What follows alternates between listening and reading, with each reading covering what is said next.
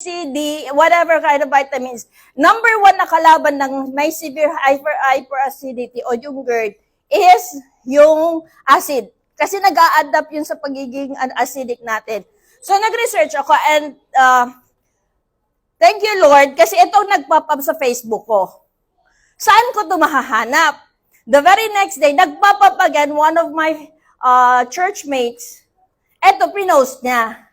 But then, at that time, doon kinontak ko siya.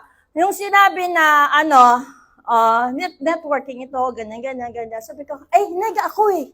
Nega ako. So sabi ko sa kanya, sinasabi mo maganda yung product, it's because you wanna sell. But then, desperate as I am, na internally yung health ko ang concerns dito, bumili po ako, nag-try ako ng 3. Before I even completed the second box, I really was relieved with my acidity. And praise God.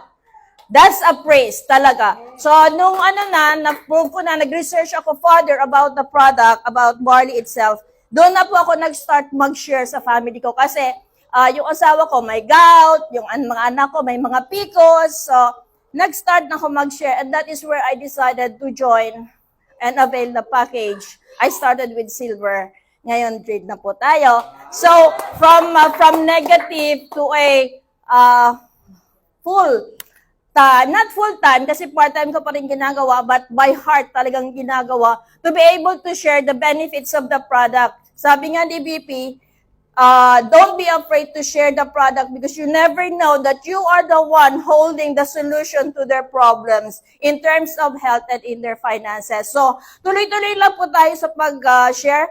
At ito po ang pinakamagandang gift talagang natanggap ng family ko because it's been helping us.